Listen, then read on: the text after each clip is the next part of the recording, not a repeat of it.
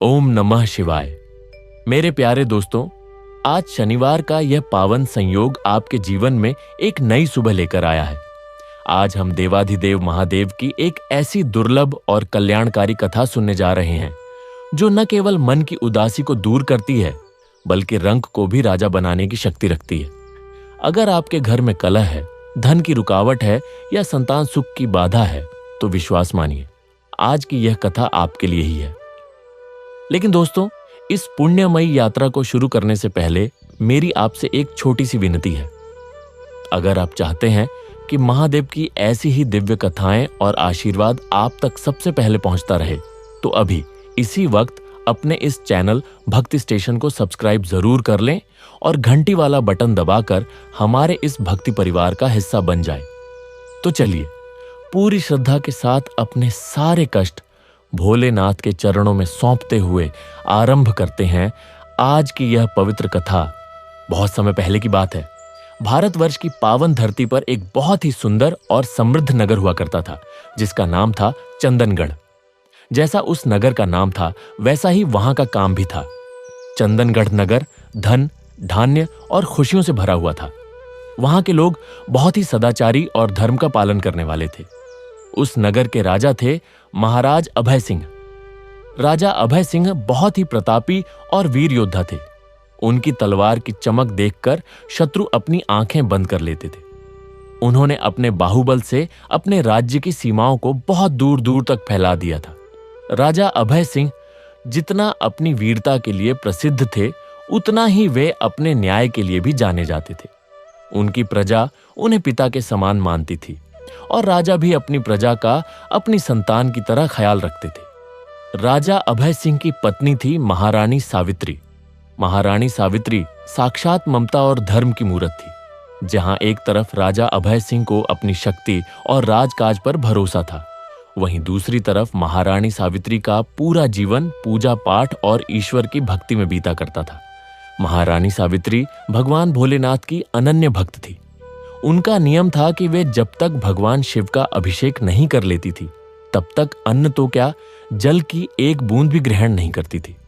महल के अंदर ही उन्होंने महादेव का एक बहुत ही सुंदर शिवालय बनवा रखा था जहां दिन रात ओम नमः शिवाय का जाप चलता रहता था। ईश्वर की कृपा से राजा अभय सिंह और रानी सावित्री का परिवार बहुत ही खुशहाल था। भगवान ने उनकी झोली खुशियों से भर दी थी। उनके घर में एक या दो नहीं बल्कि 8 पुत्रों ने जन्म लिया था। 8 राजकुमार देखने में बहुत ही सुंदर और स्वस्थ थे।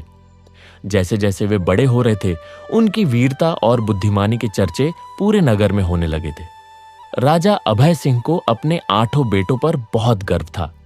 उन्हें लगता था कि उनका वंश अब अमर हो गया है और दुनिया की कोई भी ताकत उनके परिवार का बाल भी बांका नहीं कर सकती।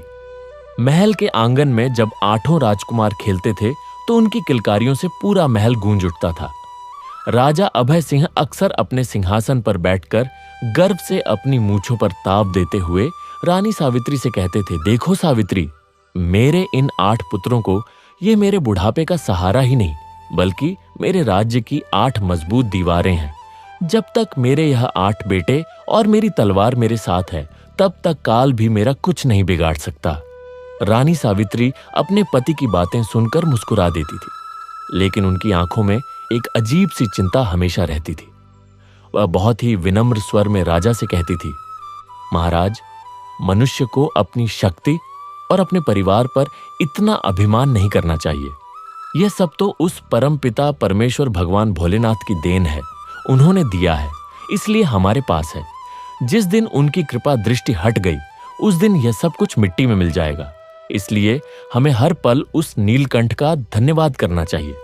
लेकिन राजा अभय सिंह पर अपनी सत्ता और शक्ति का नशा धीरे धीरे हावी होने लगा था। उन्हें लगता था कि उन्होंने जो कुछ भी पाया है वह केवल उनकी अपनी मेहनत और वीरता का फल है। भगवान की कृपा को वे ज्यादा महत्व नहीं देते थे। वे रानी की बातों को यह कहकर टाल देते थे कि तुम तो बस दिन भर मंदिर में घंटी बजाना जानती हो। सावित्री, राजकाज और दुनिया शक्ति से चलती है, भक्ति से नहीं। समय अपनी गति से चलता रहा। चंदनगढ़ में सब कुछ बहुत अच्छा चल रहा था। राजकुमार अब युवा अवस्था की ओर बढ़ रहे थे। राजा अभय सिंह ने अपने बेटों को शस्त्र और शास्त्र दोनों की बेहतरीन शिक्षा दी थी। आठों भाई जब घोड़ों पर सवार होकर नगर भ्रमण के लिए निकलते तो प्रजा उन पर फूलों की वर्षा करती थी। ये देखकर राजा अभय सिंह का सीना गर्व से और चौड़ा हो जाता था। एक बार की बात है, सावन का पवित्र महीना आने वाला था। रानी सावित्री ने मन ही मन संकल्प लिया कि इस बार सावन में वह भगवान शिव का एक बहुत बड़ा महायज्ञ करवाएगी। उन्होंने सोचा कि भगवान ने उन्हें इतना सब कुछ दिया है तो उनका आभार व्यक्त करने के लिए एक भव्य आयोजन होना चाहिए। रानी ने बड़े ही उत्साह के साथ राजा अभय सिंह के पास जाकर अपने मन की बात कही। रानी सावित्री बोली, महाराज, भगवान भोलेनाथ की कृपा से हमारे 8 पुत्र अब बड़े हो गए हैं और हमारा राज्य भी सुरक्षित है। मेरी इच्छा है कि इस सावन के महीने में हम महल के प्रांगण में एक विशाल रुद्र यज्ञ का आयोजन करें।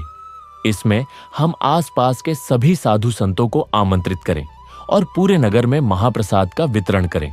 इससे भगवान शिव और प्रसन्न होंगे और हमारे कुल की रक्षा करेंगे। राजा अभय सिंह उस समय अपने दरबार के मंत्रियों के साथ राज्य के विस्तार की योजना बना रहे थे। रानी की बात सुनकर उनके माथे पर हल्की सी लकीरें आ गई। उन्होंने थोड़ा रूखे स्वर में कहा, रानी, तुम फिर वही पूजा पाठ की बातें लेकर आ गई। तुम्हें पता है कि राज्य के खजाने पर अभी कितना भार है। हमें सेना के लिए नए हथियार खरीदने हैं, पड़ोसी राज्यों से सुरक्षा बढ़ानी है। यज्ञ और हवन में इतना धन व्यर्थ करने की क्या आवश्यकता है। भगवान तो वैसे भी खुश ही हैं। देखो, हमारे 8 बेटे कितने स्वस्थ हैं। यह सब मेरे अच्छे शासन का नतीजा है। रानी सावित्री को राजा का यह उत्तर सुनकर बहुत दुख हुआ। उन्होंने फिर से समझाने का प्रयास किया, महाराज, धन तो आता जाता रहता है, लेकिन धर्म के कार्य में किया गया खर्च कभी व्यर्थ नहीं जाता। यह हमारे बच्चों के उज्जवल भविष्य और उनकी सुरक्षा के लिए है। मुझे कल रात बहुत ही अजीब स्वप्न आया था जिससे मेरा मन घबरा रहा है। मुझे ऐसा लग रहा है कि कोई संकट हमारे ऊपर मंडरा रहा है।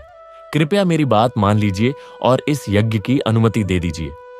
राजा अभय सिंह जोर से हंसे और बोले, सावित्री, तुम स्त्रियां बहुत ही डरपोक होती हो। सपने तो बस मन का वहम होते हैं। जब तक अभय सिंह की तलवार और उसके 8 बेटे जीवित हैं, इस चंदनगढ़ पर कोई संकट नहीं आ सकता। तुम व्यर्थ की चिंता छोड़ दो। हाँ, अगर तुम्हें पूजा करनी ही है तो अपने मंदिर में जाकर कर लो, लेकिन इतना बड़ा आयोजन करके मैं राजकोष का धन बर्बाद नहीं कर सकता। मुझे अपनी सेना को और मजबूत करना है। राजा के इस अहंकार भरे जवाब ने रानी के दिल को गहरी चोट पहुंचाई। वह चुपचाप वहां से चली गई और अपने शिवालय में जाकर भोलेनाथ की मूर्ति के सामने रोने लगी। उन्होंने हाथ जोड़कर प्रार्थना की, हे प्रभु, मेरे पति को क्षमा कर देना। वे अपनी शक्ति के मद में यह भूल गए हैं कि देने वाले भी आप हैं और लेने वाले भी आप ही हैं। इनके अहंकार के कारण मेरे बच्चों पर कोई आंच मत आने देना। रानी सावित्री भले ही शांत हो गई, लेकिन होनी को कौन टाल सकता था। राजा अभय सिंह के मन में जो अहंकार का बीज पनप चुका था, वह अब एक विशाल पेड़ बनने वाला था, जिसके कड़वे फल पूरे परिवार को छकने थे। कुछ दिन बीते, सावन का पहला सोमवार आया। पूरे चंदनगढ़ नगर में शिव भक्तों की भीड़ लगी हुई थी। लोग दूर दूर से शिवालयों में जल चढ़ाने जा रहे थे। राजा अभय सिंह उस दिन शिकार पर जाने की तैयारी कर रहे थे। रानी सावित्री ने उन्हें रोका और कहा, महाराज, आज सावन का पहला सोमवार है। आज के दिन जीव हत्या करना घोर पाप है। आज आप शिकार पर मत जाइए, बल्कि मेरे साथ चलिए और भगवान शिव का जला अभिषेक कीजिए। राजा अभय सिंह ने अपना धनुष उठाते हुए कहा, रानी, क्षत्रियों का धर्म शिकार करना और युद्ध करना है। मैं राजा हूं। मैं किसी दिन या वार के बंधन में नहीं बन सकता। आज मौसम बहुत अच्छा है और मुझे खबर मिली है कि जंगल में एक बहुत बड़ा शेर आया हुआ है। मैं उसका शिकार करके ही लौटूंगा। तुम अपना पूजा पाठ करो, मुझे मेरे काम से मत रोको। इतना कहकर राजा अभय सिंह अपने कुछ सैनिकों और अपने सबसे बड़े बेटे राजकुमार रणवीर सिंह को साथ लेकर जंगल की ओर निकल पड़े। रानी सावित्री का मन किसी अनहोनी की आशंका से कांप उठा। उन्होंने अपने बाकी 7 बेटों को अपने पास बुलाया और उनसे कहा कि वे आज महल से बाहर न जाएं और भगवान शिव की आराधना में उनका साथ दें। सातों बेटे अपनी मां की बहुत इज्जत करते थे, इसलिए वे मान गए। उधर जंगल में राजा अभय सिंह और उनका बड़ा बेटा रणवीर सिंह शिकार की तलाश में घने जंगल के अंदर चले गए। दोपहर हो चुकी थी, लेकिन उन्हें कोई शिकार नहीं मिला। गर्मी और उमस के कारण वे दोनों पसीने से लथपथ हो गए थे। उन्हें बहुत जोर की प्यास लगी थी।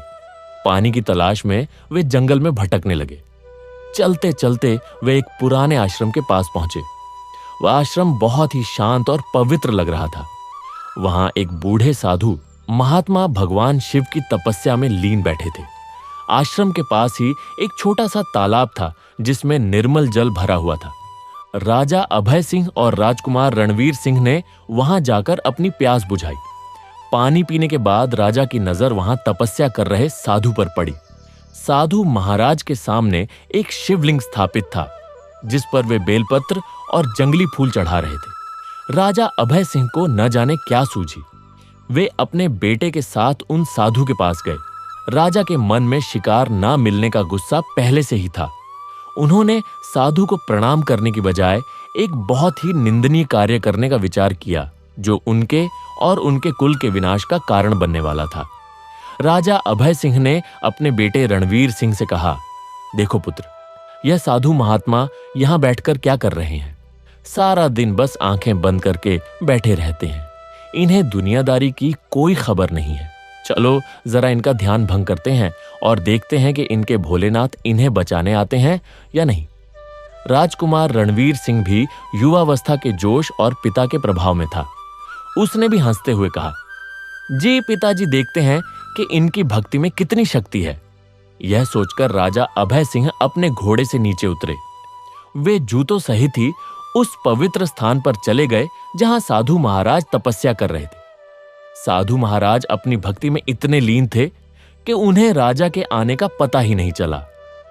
राजा ने देखा कि साधु के पास एक कमंडल रखा है और शिवलिंग पर चढ़ाने के लिए कुछ फूल रखे हैं।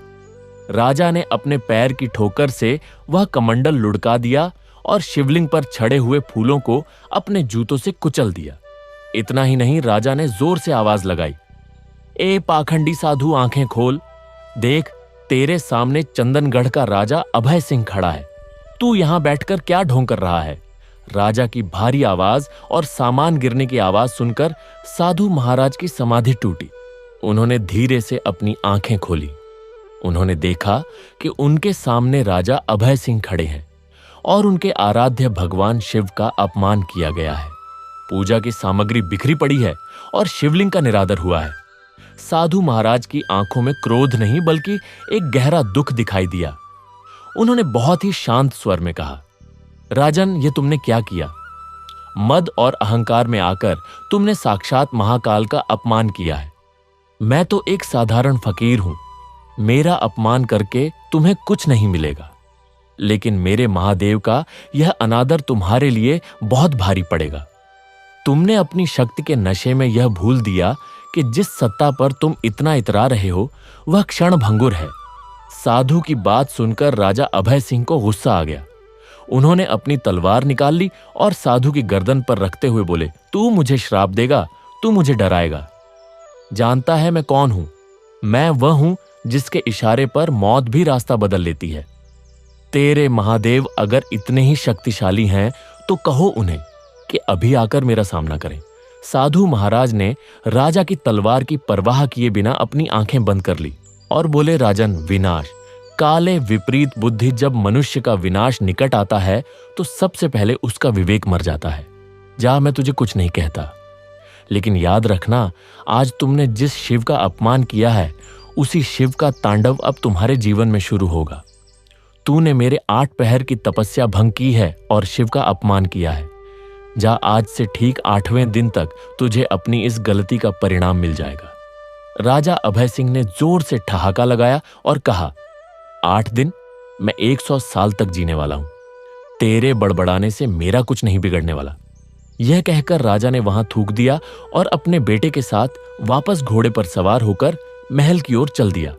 लेकिन राजा यह नहीं जानता था कि उसने अपने ही हाथों से अपने खुशहाल जीवन में आग लगा ली है। जंगल से बाहर निकलते निकलते ही प्रकृति के इशारे बदलने लगे थे। अचानक आसमान में काले बादल घिर आए, तेज आंधी चलने लगी, पक्षी अजीब तरह से चिल्लाने लगे। ऐसा लग रहा था जैसे साक्षात प्रकृति राजा के इस पाप पर रो रही हो या उसे चेतावनी दे रही हो। महल लौटते समय राजकुमार रणवीर सिंह के घोड़े का पैर अचानक एक गड्ढे में फंस गया। घोड़ा जोर से हिनहिनाया और गिर पड़ा। राजकुमार रणवीर सिंह घोड़े से नीचे जा गिरे। उनके सिर पर एक गहरी चोट लगी और खून बहने लगा। राजा अभय सिंह घबरा गए। उन्होंने तुरंत अपने सैनिकों की मदद से राजकुमार को उठाया। यह तो बस शुरुआत थी।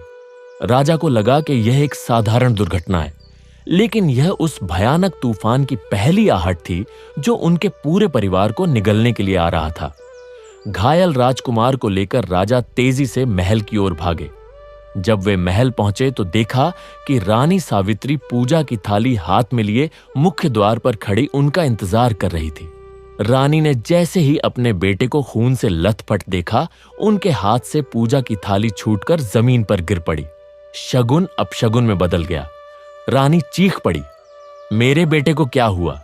राजा अभय सिंह ने बात को संभालते हुए कहा, कुछ नहीं रानी, बस घोड़े से गिर गया है, मामूली चोट है, वैद्य जी को बुलवाओ। लेकिन राजा के मन के किसी कोने में उस साधु की कही हुई बात गूंजने लगी थी, आज से ठीक 8वें दिन तक तुझे परिणाम मिल जाएगा। वैद्य जी आए और उन्होंने राजकुमार का उपचार शुरू किया, लेकिन राजकुमार रणवीर सिंह की हालत सुधरने की बजाय बिगड़ती ही जा रही थी। उन्हें तेज बुखार चढ़ गया था और वे बेहोशी में अजीब अजीब बातें बड़बड़ा रहे थे। महर्षि और विद्वान वैद्य भी हैरान थे कि एक मामूली चोट से इतना तेज बुखार और शरीर नीला क्यों पड़ रहा है। रानी सावित्री अपने बेटे के सिरहाने बैठी लगातार शिव मंत्र का जाप कर रही थी। रात गहरी होती जा रही थी और महल में सन्नाटा पसरा हुआ था, लेकिन यह सन्नाटा किसी बड़े तूफान से पहले की शांति जैसा था। महल के उस विशाल कक्ष में मृत्यु जैसा सन्नाटा छाया हुआ था। केवल रानी सावित्री के सिसकने और मंत्रों के बुदबुदाने की आवाज आ रही थी। राजवैद्य, जो चंदनगढ़ के सबसे अनुभवी चिकित्सक माने जाते थे, उनके माथे पर भी पसीने की बूंदें चमक रही थी। उन्होंने राजकुमार रणवीर सिंह की नाड़ी को बार बार टटोला, लेकिन हर पल उनकी धड़कन धीमी होती जा रही थी। राजा अभय सिंह एक कोने में खड़े होकर यह सब देख रहे थे। उनकी आंखों में डर तो था, लेकिन उनका अहंकार अभी भी उन्हें यह स्वीकार करने से रोक रहा था कि यह सब उनके पापों का फल है। आधी रात बीत चुकी थी। अचानक राजकुमार रणवीर सिंह का शरीर जोर से अकड़ने लगा। उनका पूरा शरीर जो सोने जैसा दमकता था, अब पूरी तरह से नीला पड़ चुका था, जैसे किसी जहरीले नाग ने डस लिया हो।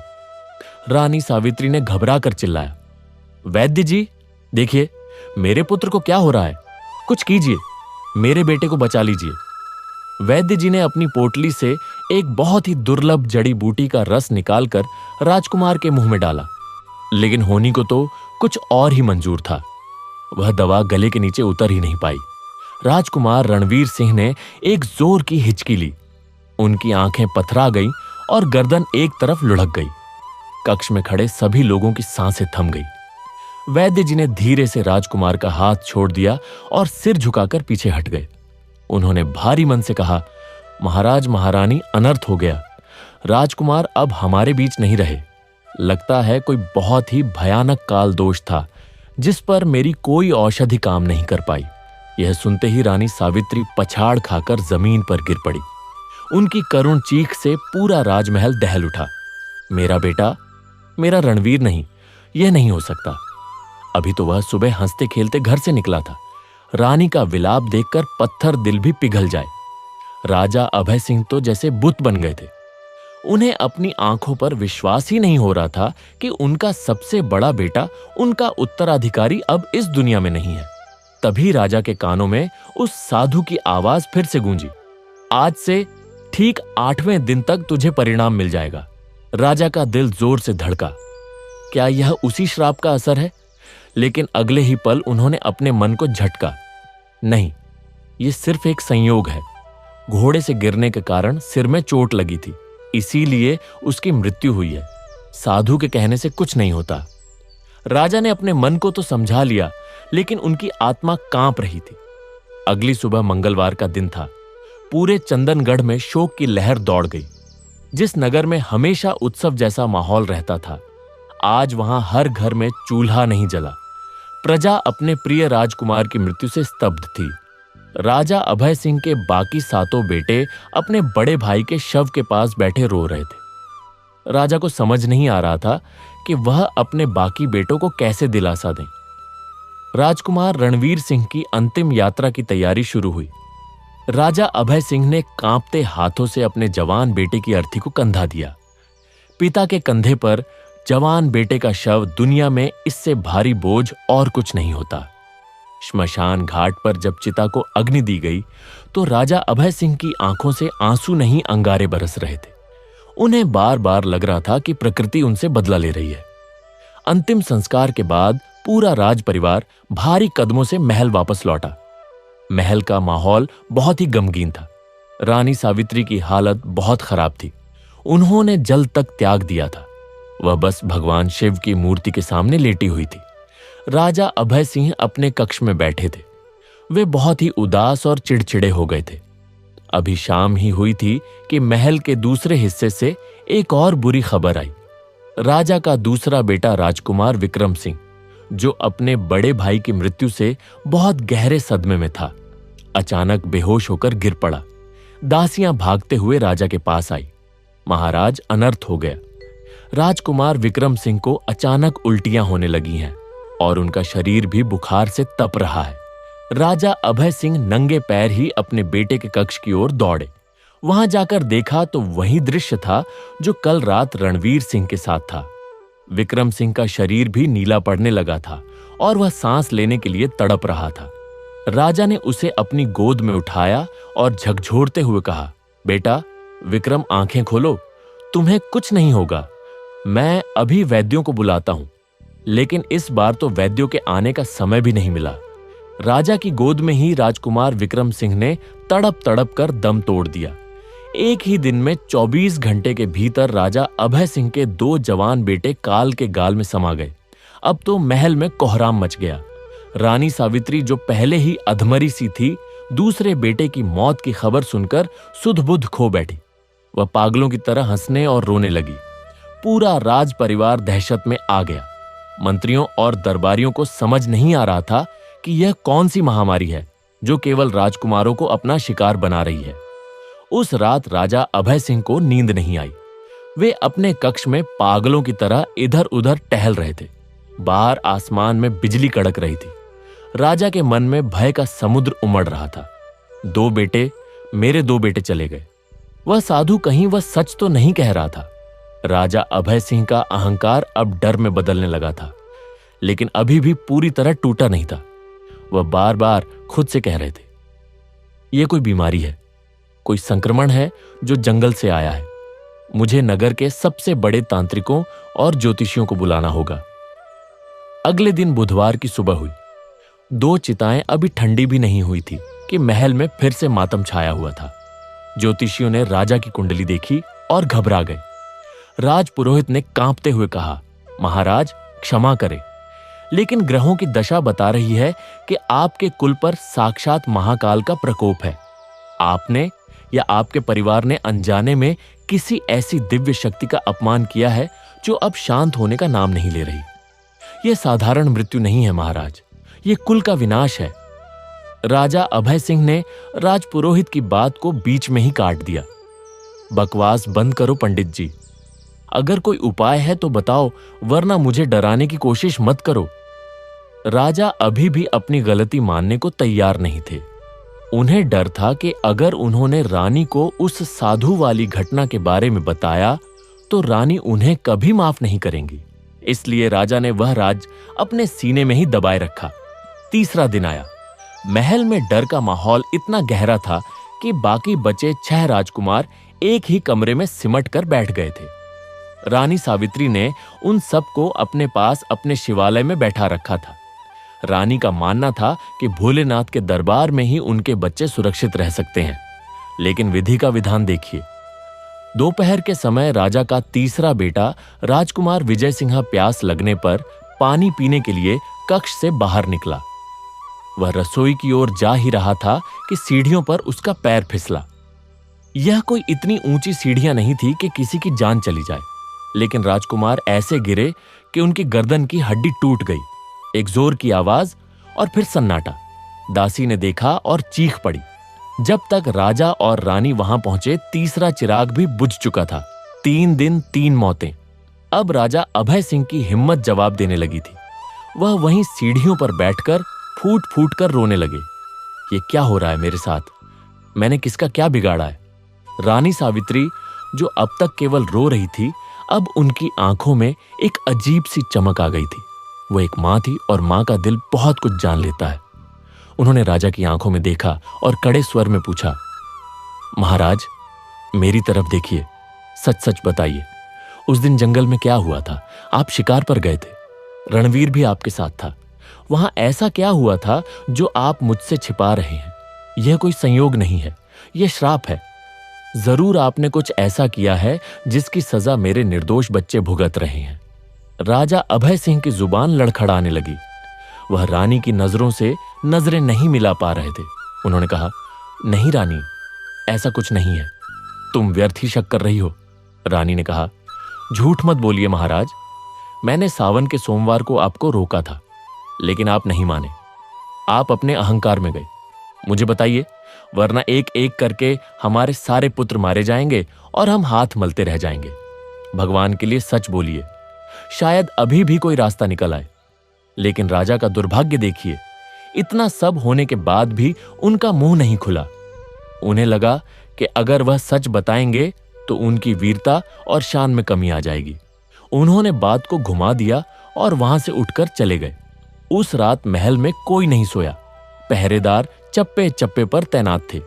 वैद्य, तांत्रिक, हकीम सब बुला ली गए थे, लेकिन अदृश्य काल को कौन रोक सकता है? महल की दीवारें भी अब डरावनी लगने लगी थी। हवाओं में एक अजीब सी सरसराहट थी, जैसे मौत महल के गलियारों में घूम रही हो। चौथा दिन, गुरुवार। राजा अभय सिंह ने अपने बचे हुए 5 बेटों को एक सुरक्षित तहखाने में बंद कर दिया और वहां कड़ा पहरा लगा दिया। उन्होंने सोचा कि अब यमराज वहां तक नहीं पहुंच पाएंगे। राजा खुद नंगी तलवार लेकर तहखाने के बाहर पहरा देने लगे। दोपहर का समय था। तहखाने के अंदर राजकुमारों को भूख लगी। सेवकों ने उनके लिए भोजन परोसा। राजा ने खुद भोजन की जांच की कि कहीं उसमें जहर तो नहीं है। सब कुछ ठीक था। 5 राजकुमारों ने खाना खाया, लेकिन खाना खाने के कुछ ही देर बाद चौथे राजकुमार, जिसका नाम अर्जुन था, उसके गले में खाना अटक गया। वह खांसने लगा। भाइयों ने उसकी पीठ थपथपाई, पानी पिलाया, लेकिन वह खाना ना नीचे जा रहा था, ना बाहर आ रहा था। देखते ही देखते अर्जुन का चेहरा लाल फिर नीला पड़ गया। तहखाने के बाहर खड़े राजा ने जब शोर सुना तो वे अंदर भागे, लेकिन तब तक बहुत देर हो चुकी थी। एक मामूली सा खाने का टुकड़ा काल का रूप बन गया था। अर्जुन ने अपने पिता की बाहों में दम तोड़ दिया। चौथी लाश, राजा अभय सिंह दहाड़े मारकर रोने लगे। हे ईश्वर, यह कैसा न्याय है? तुम मेरी परीक्षा ले रहे हो? मेरे बच्चों को क्यों मार रहे हो?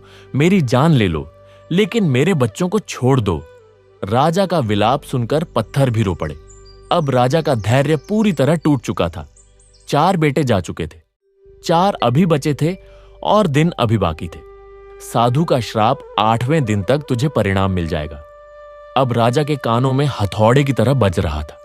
उन्हें एहसास होने लगा था कि उनकी तलवार, उनकी सेना, उनका धन और उनका अहंकार, सब कुछ उस साधु के श्राप के सामने बौना है। महल के उस ठंडे तहखाने में जहां सुरक्षा के कड़े इंतजाम थे, अब केवल मौत का सन्नाटा गूंज रहा था। राजा अभय सिंह अपने चौथे बेटे अर्जुन के मृत शरीर को छाती से लगाकर पत्थर की मूरत बने बैठे थे। उनकी आंखों से आंसू सूख चुके थे, लेकिन उनके अंदर एक ज्वालामुखी धधक रहा था। 4 दिन और 4 जवान बेटों की अर्थियां। यह दुख किसी साधारण मनुष्य के बस की बात नहीं थी। रानी सावित्री, जो अब तक अपने आंसुओं को थामे हुए थी, अब अर्जुन की मृत्यु के बाद अपना धैर्य पूरी तरह खो बैठी। वह भागते हुए तहखाने में आई। अपने बेटे का शव देखकर उन्होंने कोई विलाप नहीं किया, बल्कि उनकी आंखों में एक ऐसी आग थी जो राजा अभय सिंह को जलाकर राख कर देने वाली थी। वह सीधे राजा के पास गई और उनके कंधों को पकड़कर जोर से झकझोर दिया। रानी सावित्री ने कड़े और कांपते हुए स्वर में कहा, महाराज, अब बस बहुत हो गया, अब और नहीं। आप अभी इसी वक्त मुझे बताएंगे कि उस दिन जंगल में क्या हुआ था। यह कोई बीमारी नहीं है, यह कोई संयोग नहीं है, यह मेरे कुल का नाश हो रहा है और इसकी जड़ आप हैं। आज आपको मेरी कसम है, महादेव की कसम है, सच बताइए, वरना मैं अभी अपने प्राण त्याग दूंगी। राजा अभय सिंह ने धीरे से अपनी लाल आंखें ऊपर उठाई। उन्होंने देखा कि उनकी धर्मपत्नी, जो हमेशा उनके सामने सिर झुकाकर बात करती थी, आज एक शेरनी की तरह खड़ी है। राजा का अहंकार, जो 4 मौतों के बाद चकनाचूर हो चुका था, अब पूरी तरह से पिघल गया। उनके होंठ कांपने लगे। भारी मन और रुंधे गले से आखिर राजा का पाप जुबान पर आ ही गया। राजा ने रोते हुए कहा, हां रानी, मुझसे पाप हुआ है, बहुत बड़ा पाप हुआ है। उस दिन जंगल में मुझे शिकार नहीं मिला था। प्यास और गुस्से में मेरा विवेक मर गया था। वहां एक बूढ़ा साधु शिव की तपस्या कर रहा था। मैंने अपने अहंकार में आकर उस साधु का अपमान किया। मैंने जूतों सहित शिवजी के पास जाकर उस साधु का कमंडल लुढ़का दिया और पूजा को नष्ट कर दिया। उस साधु ने मुझे श्राप दिया था कि 8वें दिन तक मुझे मेरे कर्मों का फल मिल जाएगा। राजा की बात सुनते ही रानी सावित्री के पैरों तले जमीन खिसक गई। वह सन्न रह गई। उन्हें विश्वास नहीं हो रहा था कि उनके पति, जो एक राजा हैं, वह इतना नीच कर्म कर सकते हैं। रानी ने अपने माथे पर हाथ मारा और फूट फूट कर रोने लगी। हे नाथ, यह आपने क्या अनर्थ कर दिया। आपने साक्षात महाकाल को चुनौती दी। आपने एक भक्त की तपस्या भंग की, जिस शिव ने हमें 8 पुत्र दिए। आपने उसी शिव का अपमान किया। अब समझ में आया कि मेरे हंसते खेलते बच्चे क्यों मर रहे हैं। यह मृत्यु नहीं, यह शिव का तांडव है। आपने हमारे पूरे वंश को आग में झोंक दिया। महाराज, आपने यह क्या किया। रानी के विलाप ने राजा को और भी ग्लानि से भर दिया। राजा ने रानी के पैर पकड़ लिए और गिड़गिड़ाने लगे। मुझे क्षमा कर दो सावित्री। मुझे लगा था कि मेरी शक्ति और मेरी सेना सब संभाल लेगी। मुझे नहीं पता था कि एक साधु का श्राप इतना भयानक होगा। मैं अपने बेटों को बचाना चाहता हूं। बताओ, मैं क्या करूं। मैं अपना सिर काटकर चढ़ाने को तैयार हूं, लेकिन मेरे बचे हुए 4 बेटों को बचा लो। रानी सावित्री ने खुद को संभाला। वह जानती थी कि अब रोने से कुछ नहीं होगा। समय बहुत कम था और संकट बहुत बड़ा। उन्होंने आंसू पोंछे और दृढ़ता से कहा, महाराज उठिए, यह समय रोने का नहीं, प्रायश्चित का है। शिव जितने रौद्र हैं, उतने ही भोले भी हैं। अगर हमने सच्चे मन से क्षमा नहीं मांगी तो 8वें दिन तक इस महल में कोई जीवित नहीं बचेगा। हमें उसी साधु के पास जाना होगा। हमें उनके पैरों में गिरकर अपने बच्चों की भीख मांगनी होगी। रात बहुत गहरी हो चुकी थी, लेकिन अब किसी को नींद नहीं आने वाली थी। राजा और रानी ने निर्णय लिया कि सुबह होते ही वे जंगल की ओर प्रस्थान करेंगे। लेकिन क्या काल उनका इंतजार करता। 5वां दिन शुक्रवार, सुबह की पहली किरण के साथ ही महल में फिर से एक अजीब सी बेचैनी छा गई। राजा और रानी ने तैयारी की। उन्होंने अपने बचे हुए 4 बेटों कर्ण, नकुल, सहदेव और युधिष्ठिर को एक कमरे में बंद किया। राजा ने अपने सबसे भरोसेमंद सेनापति को बुलाया और कहा, सेनापति, हम जंगल जा रहे हैं। हमारे लौटने तक इस कमरे का दरवाजा किसी के लिए भी नहीं खुलना चाहिए। चाहे यमराज भी आ जाए, मेरे बेटे इस कमरे से बाहर नहीं निकलने चाहिए। सेनापति ने कसम खाई कि वह अपनी जान देकर भी राजकुमारों की रक्षा करेगा। राजा अभय सिंह और रानी सावित्री नंगे पैर साधारण वस्त्रों में जंगल की ओर निकल पड़े। वे अपनी गाड़ी या घोड़ों पर नहीं गए, क्योंकि वे प्रायश्चित करने जा रहे थे। उधर महल के उस बंद कमरे में चारों भाई डरे हुए बैठे थे। बाहर पहरा खड़ा था। कमरे में रोशनी के लिए एक बड़ा सा झूमर लगा हुआ था और हवा के लिए एक ऊंची खिड़की थी। सब कुछ सुरक्षित लग रहा था। चारों भाई एक दूसरे का हाथ पकड़े बैठे थे। दोपहर का समय हुआ। राजा और रानी अभी जंगल के रास्ते में ही थे। उनके पैरों में छाले पड़ गए थे, लेकिन वे रुके नहीं। इधर महल में 5वें बेटे राजकुमार कर्ण को घबराहट होने लगी। उसने अपने भाइयों से कहा, मुझे बहुत गर्मी लग रही है, मेरा दम घुट रहा है। भाइयों ने उसे पंखा झलना शुरू किया। तभी अचानक कमरे की ऊंची खिड़की से जहां किसी का पहुंचना नामुमकिन था, वहां से एक जंगली बंदर अंदर कूद आया। राजकुमार डर गए। वह बंदर साधारण नहीं लग रहा था, उसकी आंखें लाल थी। बंदर को देखकर राजकुमार कर्ण चीखा और पीछे हटा। हड़बड़ी में कर्ण का पैर कमरे में बिछे हुए कालीन में उलझ गया। वह अपना संतुलन खो बैठा और सीधे दीवार से जा टकराया। दीवार पर सजावट के लिए पुरानी भारी तलवारें टंगी हुई थी। कर्ण के टकराने से एक भारी तलवार अपनी जगह से हिली और सीधे नीचे गिरी। विधि का विधान इतना सटीक था कि वह तलवार सीधे राजकुमार कर्ण की गर्दन पर आ गिरी। एक पल में बिना किसी युद्ध के, बिना किसी दुश्मन के राजकुमार कर्ण का सिर धड़ से अलग हो गया। खून का फव्वारा फूट पड़ा। बाकी तीनों भाई नकुल, सहदेव और युधिष्ठिर डर के मारे चीख पड़े। उनकी चीखें सुनकर बाहर खड़े सेनापति ने दरवाजा तोड़ा। अंदर का दृश्य देखकर सेनापति के भी होश उड़ गए। पांचवा राजकुमार कर्ण अपनी ही महल की तलवार से कटकर मर चुका था। बंदर खिड़की से वापस गायब हो चुका था। महल में फिर से हाहाकार मच गया। उधर जंगल में चलते चलते अचानक रानी सावित्री को एक जोरदार झटका लगा और वह गिर पड़ी। उनकी छाती में तेज दर्द उठा। राजा ने उन्हें संभाला। क्या हुआ सावित्री? रानी ने रोते हुए आसमान की तरफ देखा और कहा, महाराज, देर हो गई। मेरा पांचवा बेटा भी चला गया। मुझे महसूस हो रहा है मेरी कोख उजड़ गई है। महाराज राजा अभय सिंह वहीं रास्ते की धूल में बैठ गए। 5 दिन 5 बेटे, अब केवल 3 बेटे बचे थे, नकुल, सहदेव और युधिष्ठिर। और अभी 3 दिन बाकी थे, शनिवार, रविवार और सोमवार, 8वां दिन। राजा ने आसमान की तरफ देखकर चिल्लाया, भोलेनाथ, इतनी कड़ी सजा मैंने पाप किया था, मुझे मार देते। मेरे मासूम बच्चों को क्यों मार रहे हो? लेकिन जंगल के सन्नाटे ने कोई जवाब नहीं दिया। रानी सावित्री ने राजा का हाथ पकड़ा और खींचा, चलिए। महाराज, अगर आप यहां रुक गए तो बाकी 3 भी नहीं बचेंगे। हमें उस साधु को ढूंढना ही होगा। अब चाहे प्राण रहे या जाएं, हम उनके चरणों में गिरकर ही दम लेंगे। वे दोनों फिर से चलने लगे। भूखे प्यासे, दुख से टूटे हुए माता पिता। उनके पैरों से खून बह रहा था, लेकिन वे रुक नहीं रहे थे। जंगल घना होता जा रहा था। कांटों और झाड़ियों को पार करते हुए वे उस स्थान की तलाश कर रहे थे जहां राजा ने वह पाप किया था। शाम होते होते वे उसी पुराने आश्रम के पास पहुंच गए। राजा का दिल जोर जोर से धड़कने लगा। यह वही जगह थी, वही तालाब, वही पुराना बरगद का पेड़, लेकिन वहां कोई नहीं था। आश्रम खाली पड़ा था, धुनी बुझी हुई थी, शिवलिंग पर सूखे पत्ते गिरे हुए थे।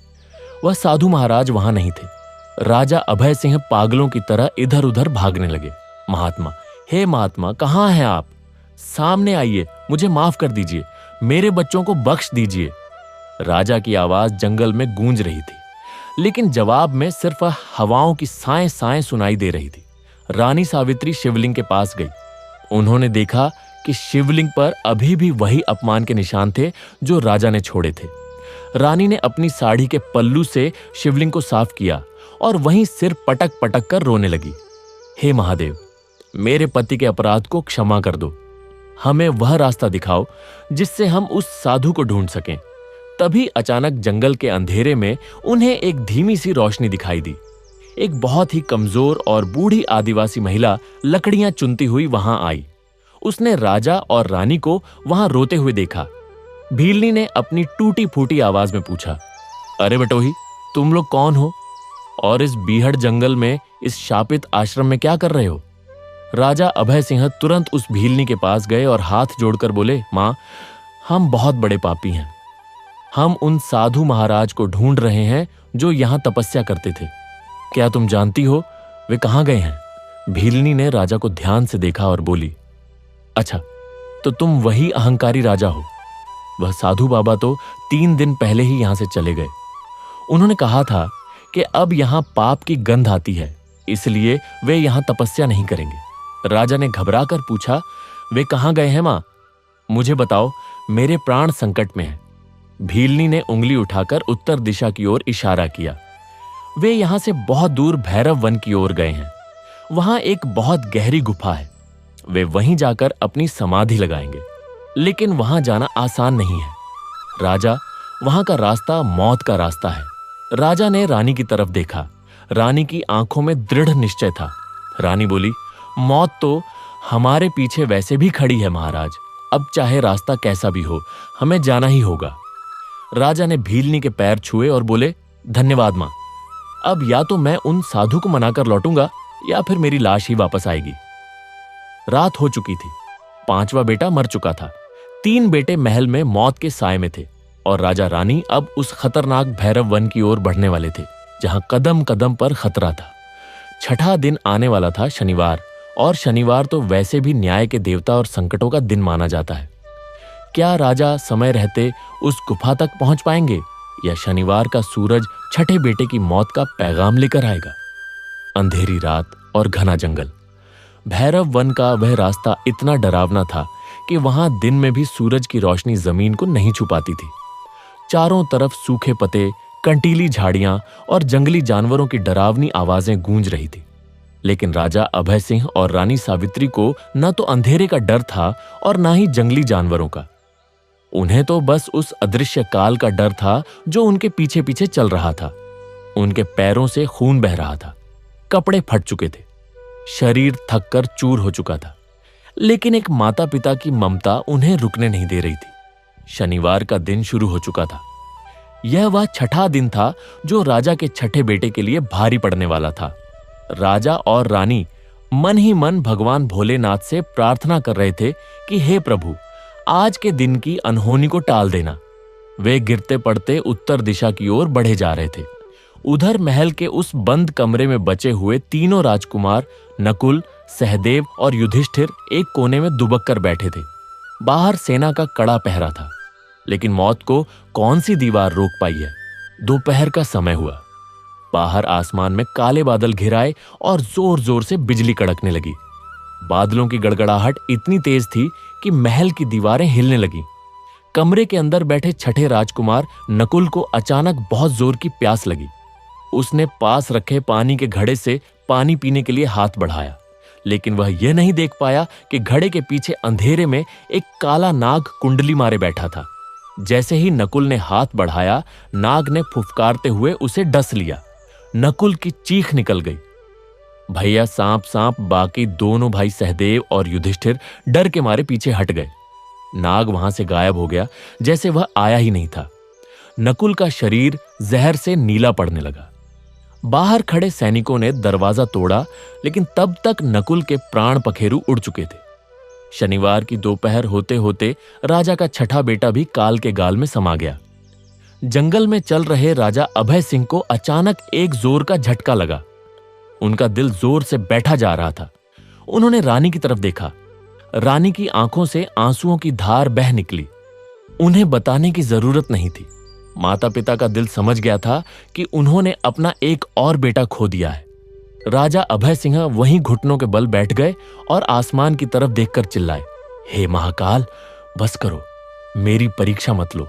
मेरा अहंकार टूट चुका है, मैं हार गया। प्रभु, मैं हार गया, मेरे बाकी बच्चों को बख्श दो। रानी सावित्री ने राजा को सहारा देकर उठाया और बोली, महाराज, हिम्मत मत हारिए। अभी 2 बेटे जीवित हैं, सहदेव और युधिष्ठिर।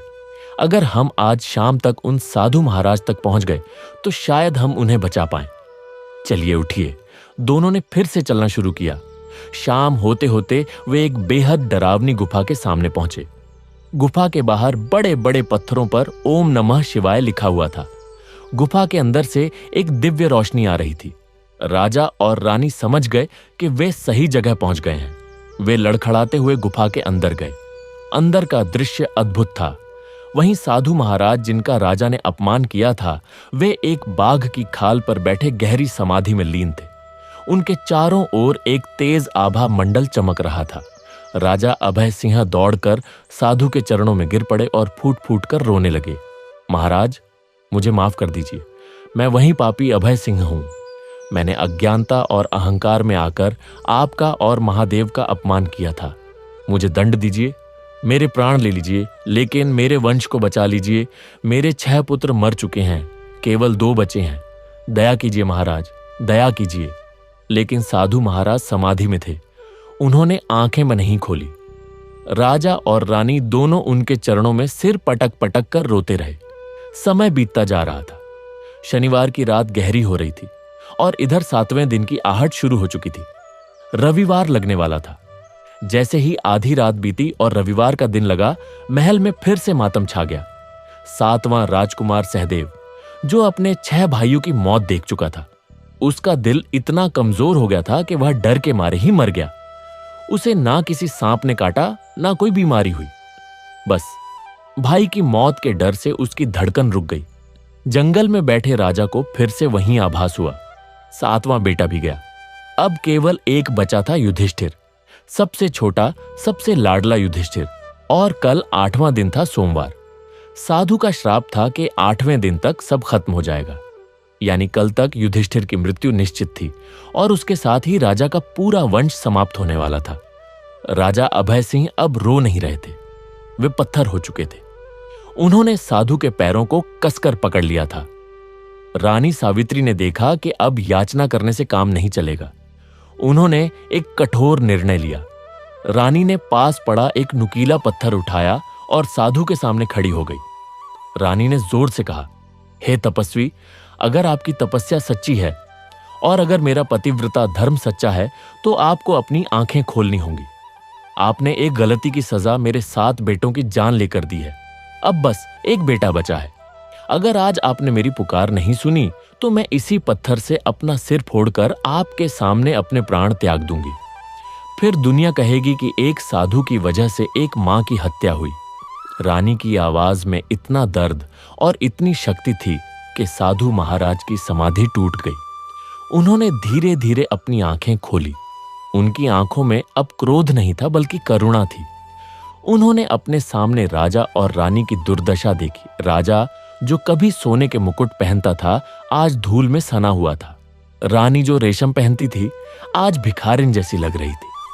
साधु महाराज ने गंभीर स्वर में कहा, राजन उठो, तुम्हारा अहंकार अब तुम्हारे आंसुओं में धुल चुका है।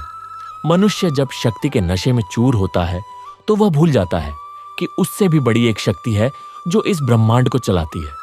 तुमने शिव का अपमान किया था, इसलिए शिव ने तुम्हारा सब कुछ छीन लिया। राजा ने हाथ जोड़कर कहा, मैं अपनी भूल स्वीकार करता हूं। आज शिवर, मुझे मेरे कर्मों की सजा मिल गई। मेरे 7 फूल मुरझा गए। अब बस एक आखिरी कली बची है। मेरे युधिष्ठिर को बचा लीजिए। मुझे और कुछ नहीं चाहिए। मैं अपना राजपाट छोड़ने को तैयार हूं। साधु महाराज ने अपनी आंखें बंद की और ध्यान लगाया। कुछ देर बाद वे बोले, राजन, विधि का विधान बहुत कठोर होता है। जो जा चुके हैं वे वापस नहीं आते। लेकिन साधु एक पल के लिए रुके। राजा और रानी की सांसें अटक गई। लेकिन महादेव बहुत दयालु हैं। आज शनिवार का दिन बीता है और कल 8वां दिन है। तुमने सच्चे मन से पश्चाताप किया है। शिव पुराण में कहा गया है कि जो व्यक्ति शनिवार के दिन भगवान रुद्र की शरण में जाता है और अपने पापों का प्रायश्चित करता है, महाकाल उसकी रक्षा स्वयं करते हैं। तुम दोनों ने पुत्र वियोग में जो तड़प सही है, वही तुम्हारा सबसे बड़ा प्रायश्चित है। साधु ने अपने कमंडल से, वही कमंडल जिसे राजा ने लात मारी थी, उससे थोड़ा जल अपनी हथेली में लिया। उन्होंने आंखें बंद करके महामृत्युंजय मंत्र का जाप किया। गुफा ओम त्र्यंबकम यजामहे के स्वर से गूंज उठी।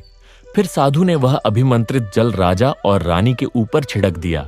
साधु ने कहा, राजन जाओ, तुरंत अपने महल लौट जाओ। कल 8वां दिन है।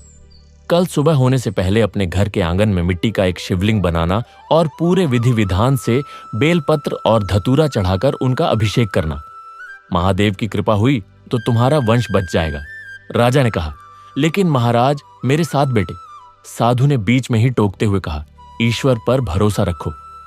राजन, जो अहंकार ने छीना है उसे भक्ति वापस ला सकती है। जाओ, विलंब मत करो। राजा और रानी ने साधु के चरण स्पर्श किए और वहां से दौड़ पड़े। अब उनके शरीर में थकान नहीं थी, बल्कि एक नई आशा थी। वे रात भर जंगल में भागते रहे। उनके पैर लहूलुहान हो गए, लेकिन वे रुके नहीं। सोमवार की सुबह होने ही वाली थी जब वे महल पहुंचे। महल में सन्नाटा था। युधिष्ठिर अभी जीवित था, लेकिन वह बहुत बीमार पड़ चुका था। उसे तेज बुखार था और वह अंतिम सांसें ले रहा था। राजा ने आते ही युधिष्ठिर को नहीं देखा, बल्कि सीधे आंगन में गए। राजा और रानी ने मिलकर मिट्टी खोदी और अपने हाथों से एक शिवलिंग बनाया। उन्होंने वही किया जो साधु ने बताया था। राजा अभय सिंह, जिसने कभी पूजा नहीं की थी, आज बच्चों की तरह रोते हुए महादेव का अभिषेक कर रहा था। रानी सावित्री मंत्र पढ़ रही थी। हे भोलेनाथ, हे नीलकंठ, हे महाकाल, मेरे बच्चे को जीवन दान दो, मेरी गोद सुनी मत करो प्रभु। जैसे ही राजा ने शिवलिंग पर आखिरी बेलपत्र चढ़ाया और माथा जमीन पर टेका, चमत्कार हुआ। आसमान से फूलों की वर्षा होने लगी। आंगन में एक दिव्य प्रकाश फैला। उस प्रकाश के बीच से एक डमरू की आवाज सुनाई दी। तभी दासी दौड़ती हुई आई। महाराज महारानी, चमत्कार हो गया। राजकुमार युधिष्ठिर उठ बैठे हैं, उनका बुखार उतर गया है। और दासी की सांस फूल रही थी। राजा ने पूछा, और क्या? दासी ने कांपते हुए कहा, महाराज आप खुद जाकर देखिए। राजा और रानी भागते हुए अंदर गए। उन्होंने जो देखा उस पर उन्हें अपनी आंखों पर विश्वास नहीं हुआ। केवल युधिष्ठिर ही नहीं, बल्कि उनके सातों मृतपुत्र रणवीर, विक्रम, विजय, अर्जुन, कर्ण, नकुल और सहदेव सभी अपने बिस्तरों पर बैठे थे। वे ऐसे अंगड़ाई ले रहे थे जैसे कोई लंबी नींद से जागता है। उनके शरीर पर चोट या जहर का कोई निशान नहीं था। यह देखकर राजा अभय सिंह और रानी सावित्री की खुशी का ठिकाना न रहा। वे दौड़कर अपने बच्चों से लिपट गए। पूरा राजमहल आंसुओं और हंसी से भर गया। 8 राजकुमार हैरान थे कि माता पिता इतना क्यों रो रहे हैं, क्योंकि उन्हें तो बस यही याद था कि वे सो गए थे। राजा अभय सिंह समझ गए कि यह उस साधु और भगवान भोलेनाथ की असीम कृपा है। उनका अहंकार पूरी तरह मर चुका था। राजा ने अपने परिवार के साथ मिलकर फिर से उसी आंगन में जाकर भगवान शिव को साष्टांग प्रणाम किया। उसी दिन राजा ने घोषणा कर दी कि आज के बाद वह अपनी शक्ति पर नहीं, बल्कि शिव की भक्ति पर भरोसा करेंगे। उन्होंने अपना सारा खजाना प्रजा की भलाई के लिए खोल दिया। राजा ने उस साधु को ढूंढने के लिए फिर से लोग भेजे, लेकिन वह साधु फिर कभी नहीं मिले। शायद वे स्वयं महादेव थे जो राजा का अहंकार तोड़ने आए थे। उस दिन के बाद से चंदनगढ़ नगर में हर शनिवार को भगवान शिव की विशेष पूजा होने लगी। राजा अभय सिंह ने नियम बना लिया कि वे हर शनिवार को व्रत रखेंगे और शाम को शिव कथा सुनेंगे। इस कथा से हमें यह शिक्षा मिलती है कि मनुष्य को कभी भी अपनी शक्ति, धन या परिवार पर घमंड नहीं करना चाहिए। जो ईश्वर दे सकता है वह पल भर में ले भी सकता है, लेकिन अगर मनुष्य सच्चे मन से अपनी गलती स्वीकार कर ले और भगवान की शरण में जाए तो भगवान भोलेनाथ उसके बड़े से बड़े पाप माफ कर देते हैं और उसे जीवन के हर कष्ट से मुक्त कर देते हैं। कहा जाता है कि जो भी व्यक्ति शनिवार के दिन भगवान शिव की इस अद्भुत कथा को पढ़ता है या सुनता है, उसके जीवन से अकाल मृत्यु का भय दूर हो जाता है और घर में सुख शांति बनी रहती है। बोलो भगवान भोलेनाथ की जय।